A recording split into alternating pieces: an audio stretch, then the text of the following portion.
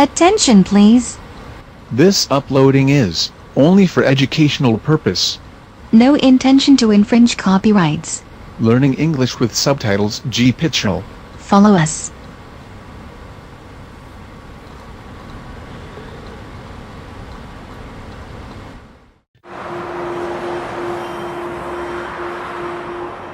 A&E consultant David Gaunt is on the scene of a major road traffic accident.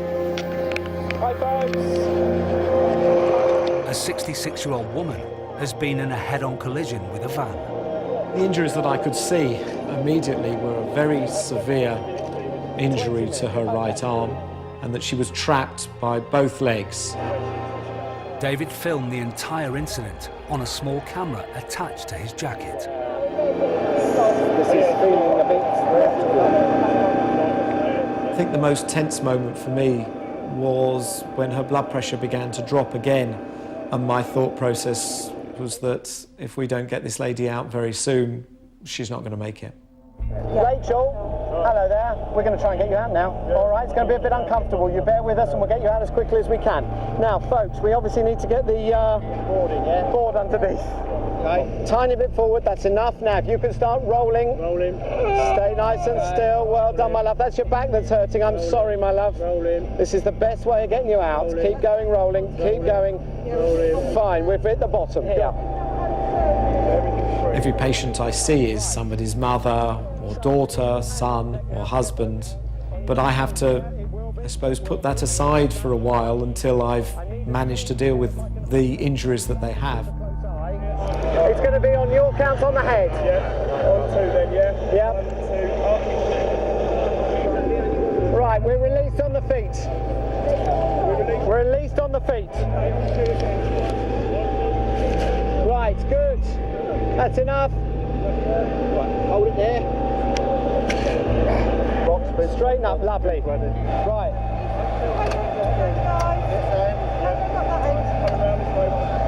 Right, we need some scissors and a pelvic splint, please. Although Rachel is free from the car, she's still in critical danger. David needs to straighten her legs to try and slow the internal bleeding. So that's dissipated. Right, blankets please for warmth if we could, please folks. Sweetie pie, it's going to be a bit uncomfortable in your leg. You stay very, very still for me.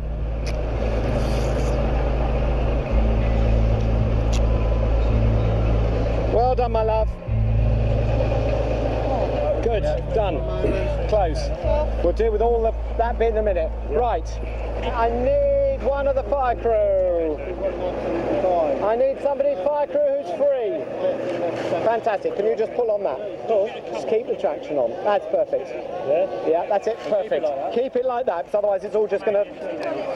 Otherwise it will just concertina back up again. And while it's straight, it can't bleed as much. So I've got to hold it there? So you're holding it, not the whole time, we're going to put a splint on it in a tick. But for the minute, you're doing the best thing, because that's keeping it straight and stopping it bleeding. Thank you. That's good. Right, is that real? Yes, it's got a good strong radial pulse. Yeah. Fantastic. That's you know. Finally, with her legs and pelvis splinted, the internal bleeding slows and Rachel's blood pressure begins to rise. When we were able to actually start seeing blood pressures that were very much higher than they were before, that's when we all started to feel very much easier and much more confident that we were going to get this lady to the hospital alive. Yeah. You happy? Yeah. Thank you for all you've done. Thank you for coming. Good. Do you have a surname? Well done, Rachel. Well done. Okay. Much easier now you're out of that horrible car. Yeah. Ready? With Rachel stabilised, David hands over to the air ambulance crew. Right. I'm going. Lovely to see you. All right, take it easy. I guess that within my line of business, both inside the hospital and out, I get to see all manner of different situations, of accidents, of things people can do to each other or to themselves. It does make me value my life, value the life of my family, and sometimes it just makes me just want to go home and pick up each one of my children in turn and give them a big hug. Rachel survived and was taken to hospital, where she made a full recovery. Take care, folks. Thank you. Bye-bye. Bye-bye. Take care. See you. Put it down! Come on, put it down! Put down the knife! Put it down! Put down the knife! State-of-the-art technology means smaller, lighter, tougher cameras are now being used by Britain's frontline workers to record their working day.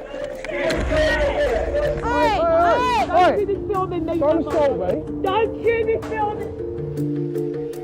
More and more of Britain's 330,000 minicab drivers are installing cameras in their cars. I want to be sick. I want to be fucking sick. Open the doors.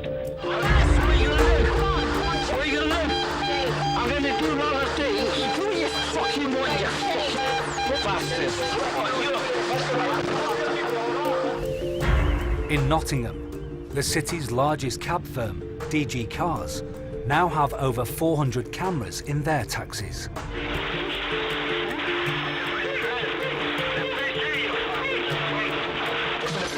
You pussy! See my face? See my face?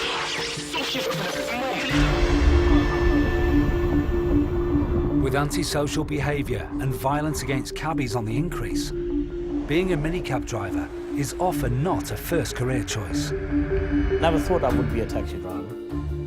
But unfortunately, when I lost my job, I didn't have an option, so I became a taxi driver instead. I always wanted to be a pilot for some reason, you know. I was fascinated about planes. When I was young, I always dreamed to be a teacher. I love to be a teacher. That's why I always dream. In Nottingham, the recession's hit hard. There's less work and money to go round.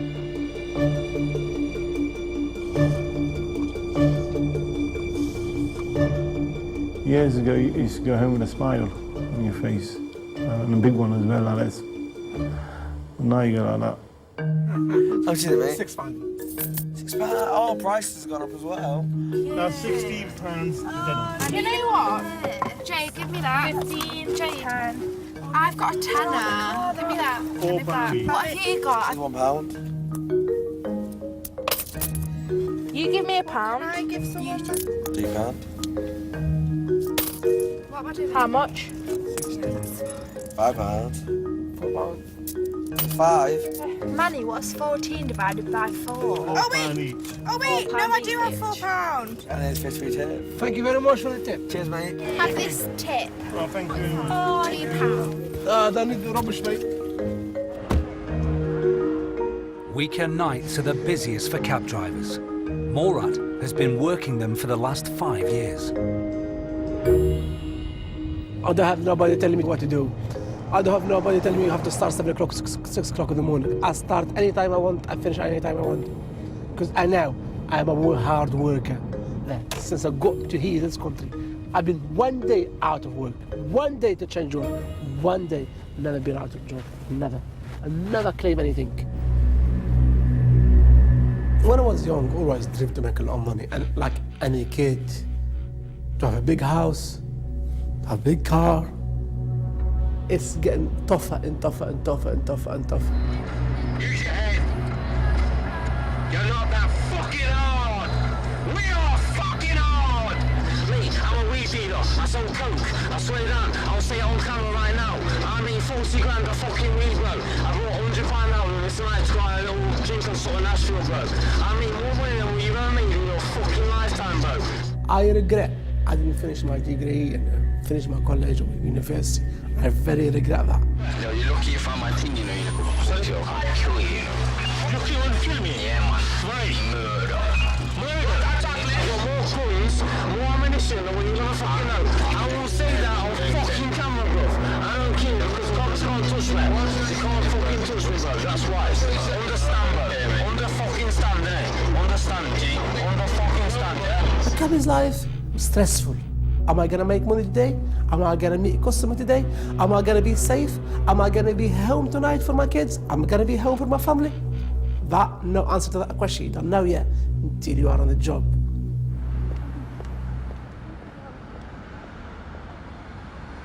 I don't know. See? That's my bills I have to pay. I make sure I have to pay it. That's my bills. Keep it there. Keep it on. I got even a warning letter. I need to pay for the meter, £130. That's why I keep my bill there, to think about bill. I have to work hard to pay that bill, isn't it? It's not easy. Late night fares can be profitable, but they can also be dangerous. This is where all the kick-out time is for all the nightclubs in Nottingham. The later it is, the more rowdy they are.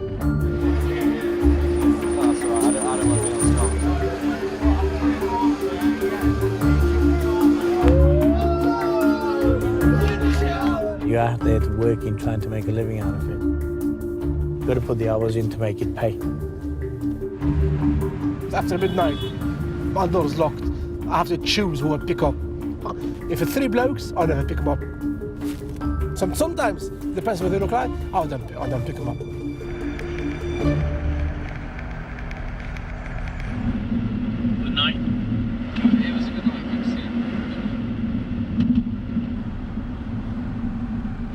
He's pretty good in What the? no, you man, like the innocent little Muslim. Yeah. The guy, you know, we're fucking some people. Well, What you the know, fuck? they're not this. What is your game? Sometimes you pick up passengers, they're fine to start off with. And when they start to get close to the home, their behavior starts to change. Why are you so angry? I'm not angry. What's the game? Nothing, I'm just trying to do my job, mate. And you're trying to keep your calm, you're trying to do your best. Just don't try to aggravate anything, whatever happens in your cab. I'm just doing my job. I don't speak much. I'll try to ignore them as much as I can and just take them home, basically.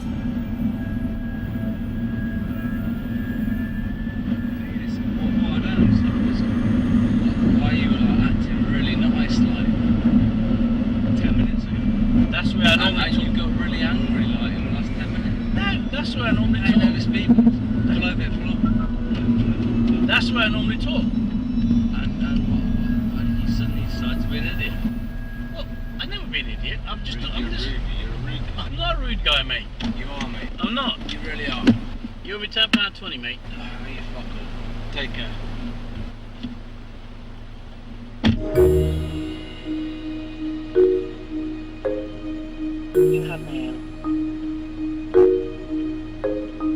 And I don't think he had any intention of paying at all, to be honest. I should have taken the money off front off him when he was in the Top Valley area. My money's wasted, basically. £10 has gone down the drain. It only takes one person to spoil the night for you. Very small minority, they don't care.